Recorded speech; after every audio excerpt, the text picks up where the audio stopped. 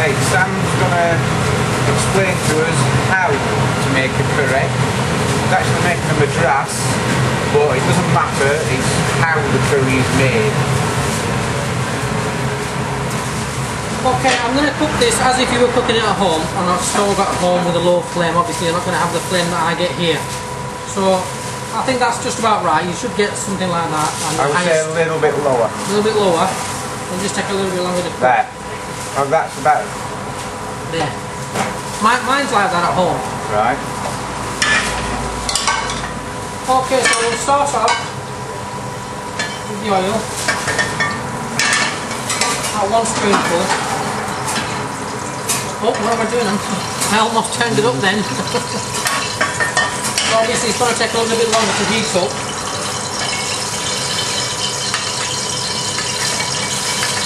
It doesn't matter what curry you're trying to make at home. If you want it takeaway style, obviously you've got to get the curry sauce right. You've got to know, this is the basic part of a curry. If you get the basic part wrong, obviously it's not going to taste like what you get from a takeaway. So if you first know how to make that, then your curry should come out right, if you use the method that we use here. Hopefully. Oh, mine do. It didn't. Mine do at home. Oh, it do, yeah. Okay, so once the oil is hot, we put the garlic in. We just wait for the garlic just to have a slight brownish tinge on it.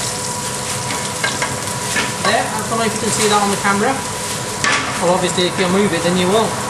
So I'll put in about half a spoon of plum tomatoes, pinch of salt, about 2 teaspoons of chili powder. And while he's doing this, the little bits of chili are browning. Not burning, but they're slightly browning. This one I'm putting a little bit more chili powder than normal because the customers asked it for it to be extra hot. So I've put about 1/3 less in the normal curry. So I'll put in about half a ladle spoon of curry sauce in that one. The curry sauce just helps the heat distribute throughout the pan and into the powder, the curry powders, the chili powders, and just helps it cook. And I can carry on cooking it a bit longer, so you know the flavours come out of the curry. Not the curry, the spices, sorry.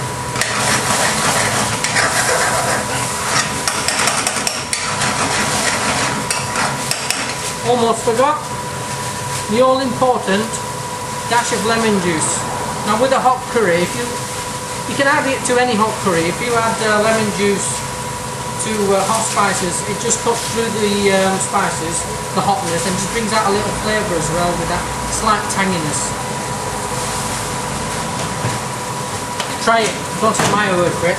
Cook one without lemon juice and try cooking one with lemon juice, you'll see the difference.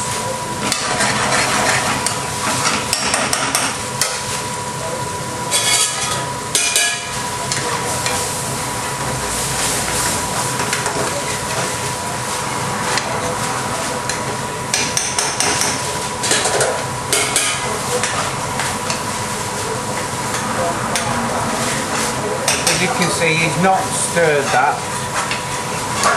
but he will do. He's just obviously busy making the other curry for customers. So, even when you've got a low flame like this at home, as you can see, it is cooking. The oil is rising to the top, so you've got no excuse to say, oh, my oil doesn't rise, you know. It does, it will do. If you leave it, let it cook slightly, eventually the oil will rise.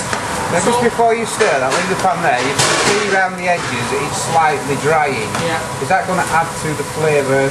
Well, because it's cooking. It is cooking, but you don't want to let it get too dry. If it gets dry like that, it's okay as long as you don't let it burn.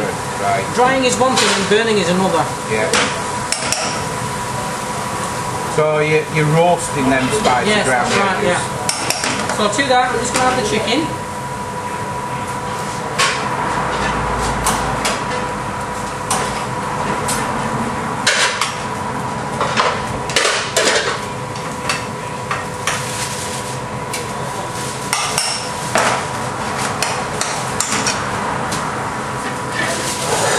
And then 2 ladles of curry sauce.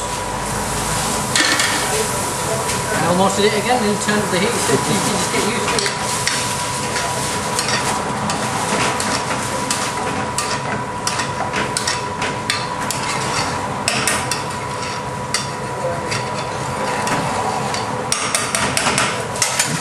Well, just leave that now until it starts bubbling away and then reduces to an acceptable level, so it's nice and thick sauce. Now, when I'm at home, I leave it without stirring it. That's right, you don't need to stir it. The only time I'll stir it is, see the curry sauce that's stuck to the side of the pan. I'm just going to use the spoon to scrape that off before it burns. Because if it burns, the flavour will change. Yeah.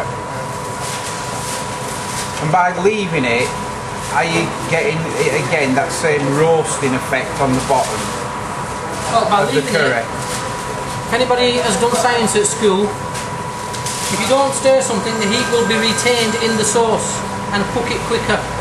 If you stir it, that heat is going to be released and it's going to, you know, move away from the sauce and it'll take longer to cook. That's all.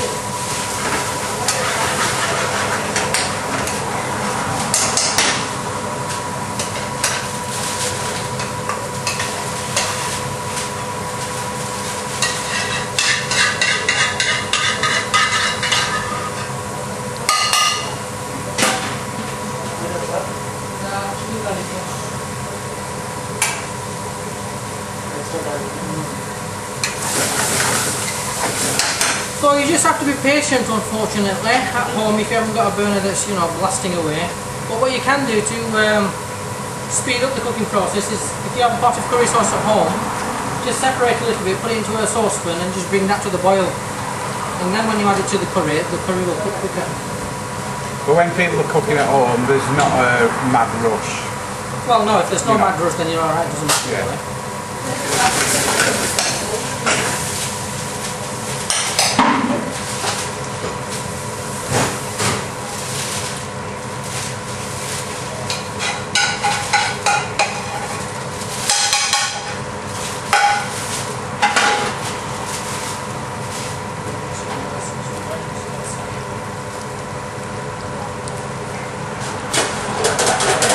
One thing I've found, Sam, cooking at home, like it is now, if you don't touch it, I leave it to start to dry around the side of the pan before I stir it, and by doing that, the bubbles don't seem to splash out of the pan as much. True, yes.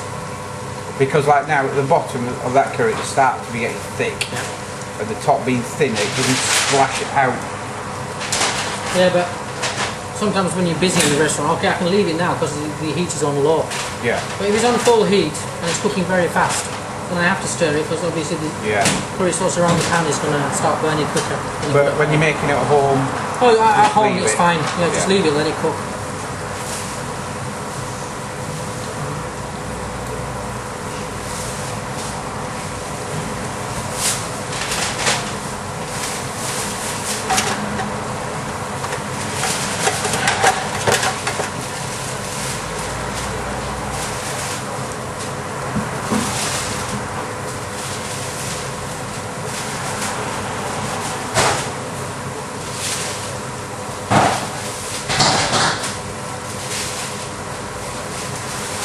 so now Sam's like, this is waiting at an age for this to cook. But us at home, we don't have to work at the speed he works at. What do you want to take a picture of? Oh, you want to see the recording too? that recording? Yeah. Is the recording the correct?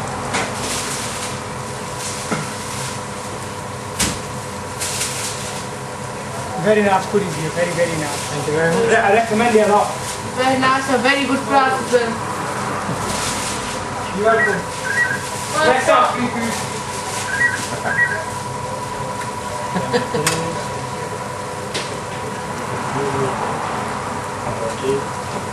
I think they're after a free curry, I think.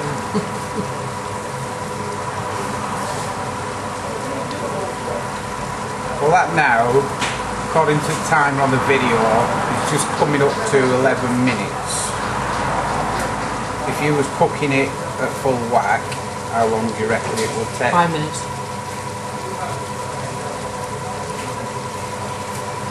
Not a lot difference, isn't there?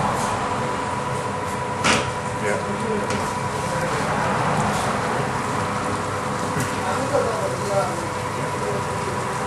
Okay, so that is quite dry now around the side of the frying pan. I'm just going to give it a quick stir.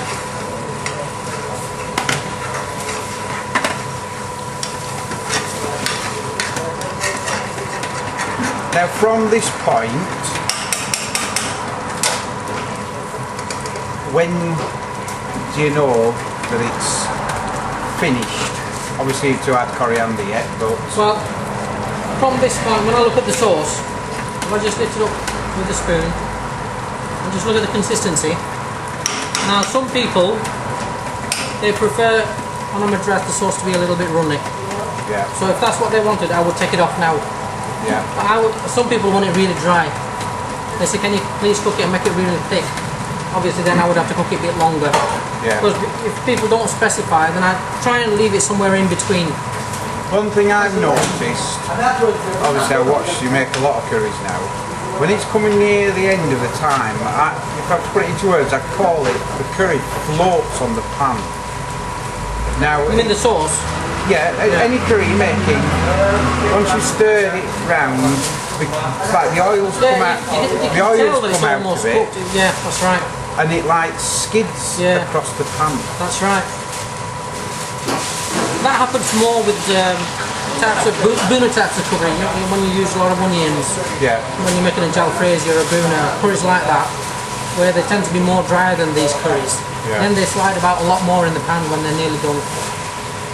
And is that because of the oil content that's come out of the curry? The oil content, and also it's got a lot more ingredients. This is just pure sauce, you know. Yeah. Whereas the other curries, they have onions, peppers, and things like that. It makes it even thicker. You know, absorbs the sauce. Obviously, some of that absorb all the oil. Some of that will be left outside, and it's going to line the base of the pan and the side of the pan, so it makes it slide a lot more.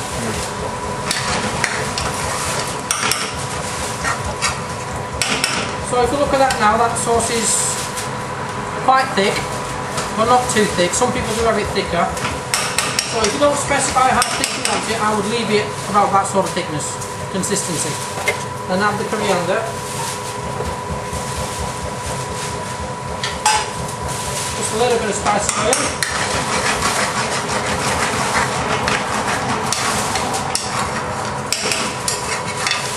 Add the coriander about maybe 10-20 seconds before you take it off, because you don't want the coriander to cook too much. It's a herb, and if you overcook it, you'll lose that flavour. And that's it, it's cooked on a very low heat.